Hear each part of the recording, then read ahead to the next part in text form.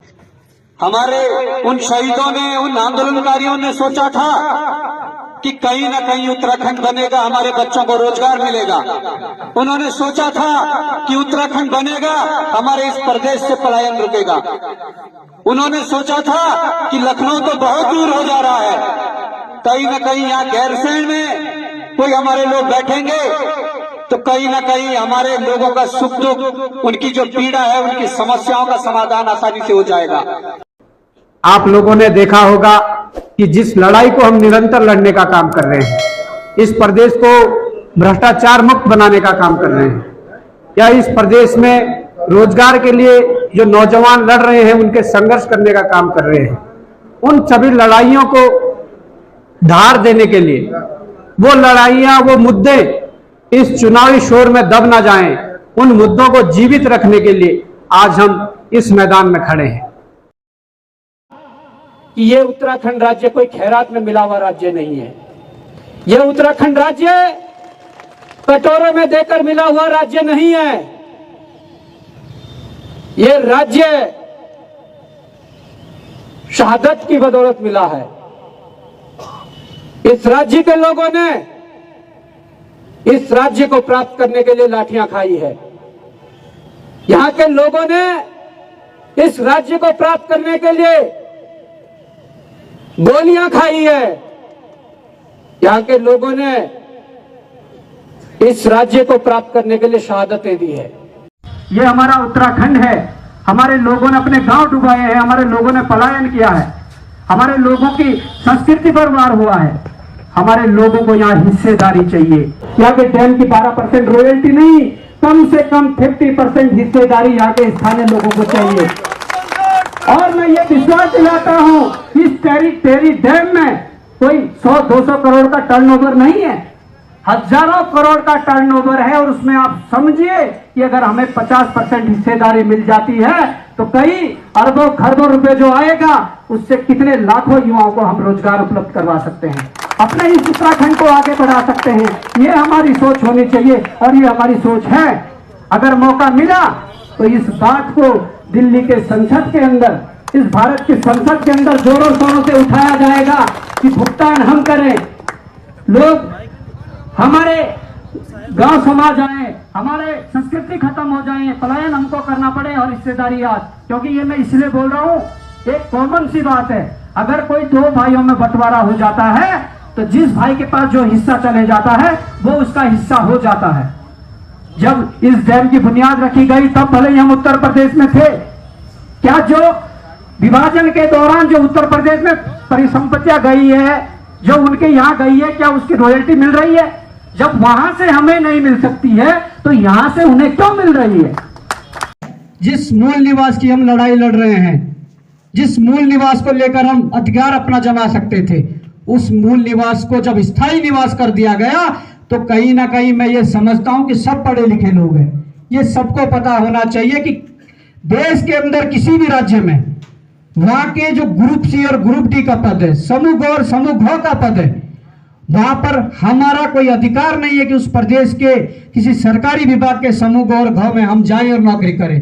हमारा कोई अधिकार नहीं है। जब हमारा कोई अधिकार नहीं है तो दूसरे प्रदेश के युवा का यहाँ के सरकारी विभागों में समूह ग और घ में कोई अधिकार नहीं है। पर हमारी सरकारों ने मूल निवास को हटाकर जो स्थायी निवास कर दिया है और उसका हवाला देकर जो आज बाहरी प्रदेशों से जो युवा यहाँ हमारे युवाओं के रोजगार पर डाका डाल रहे हैं, हमारी वो लड़ाई है। हम ये कहना चाहते हैं, लड़ाई वही है, मैं वही बात कह रहा हूं, ये बात आप सब समझते हैं। वो लड़ाई बड़ी है। हम लोगों ने सड़कों पर लड़ाई जरूर लड़ी है, पर सड़कों पर लड़ाई लड़ने का एक सीमित दायरा है। वो दायरे में रहकर, उस दायरे में रहकर हम सरकार को ज्ञापन दे सकते हैं, उस दायरे में रहकर हम सरकार के मुर्दाबाद के नारे लगा सकते हैं, उस दायरे में रहकर हम सरकार का पुतला दहन कर सकते हैं। और अगर ज्यादा भीड़ कर दी, ज्यादा दबाव बना दिया तो कुछ मांगे मनवा सकते हैं, इससे अधिक कुछ नहीं कर सकते हैं। अगर हमें यह लड़ाई लड़नी है कि स्थायी निवास को फिर से मूल निवास ग्रुप सी और ग्रुप डी में अनिवार्य किया जाए तो हमारे लोग विधानसभा और संसद के अंदर होने चाहिए। आज तक हम 42 शहीदों को सच्ची श्रद्धांजलि नहीं दे पाई, ये हमारा दुर्भाग्य है।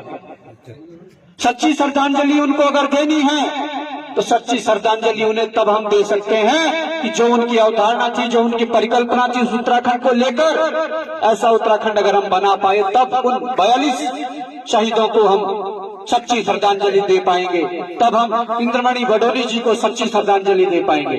हमारे राज्य आंदोलनकारियों ने जो लड़ाई, उन शहीदों ने जो लड़ाई स्वर्गीय श्री इंद्रमणि भदौरी जी ने उत्तराखंड बनाने के लिए लड़ी थी, आज वही लड़ाई हम सबको मिलकर उत्तराखंड बचाने के लिए लड़नी पड़ेगी।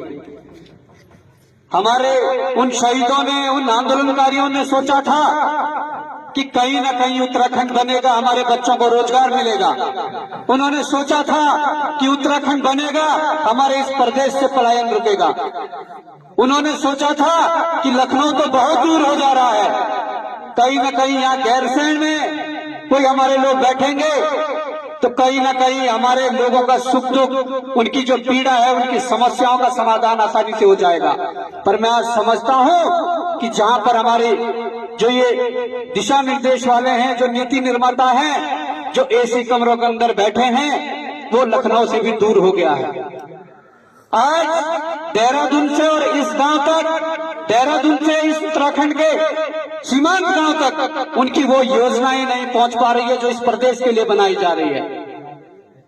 आज हमें संकल्प लेना पड़ेगा कि अपने उन शहीदों को हम सच्ची श्रद्धांजलि तब दे पाएंगे जब उनके पद चिन्हों पर चलकर इस राज्य को बचाने का हम संकल्प लेंगे।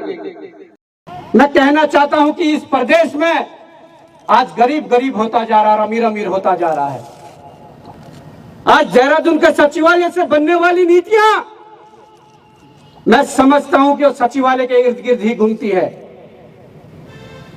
सचिवालय के बाहर फाइल लेकर खड़े भ्रष्टाचारी, फाइल लेकर खड़े जो दलाल रहते हैं, ये नीतियां उनके इर्द गिर्द घूमती है। आज हम जहां भी जा रहे हैं, आज हमें प्यार समर्थन तो मिल रहा है।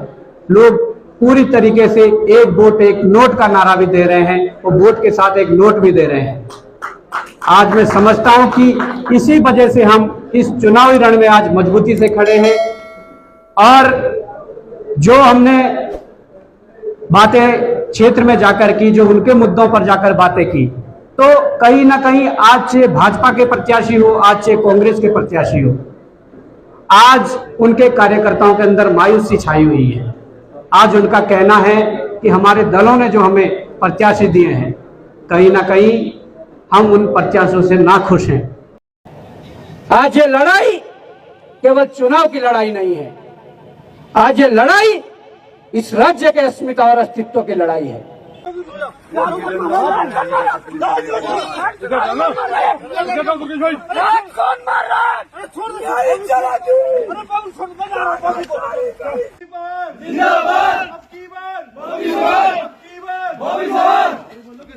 नेता कैसा हो, बॉबी भाई जैसा हो, हमारा नेता कैसा हो, बॉबी भाई जैसा हो।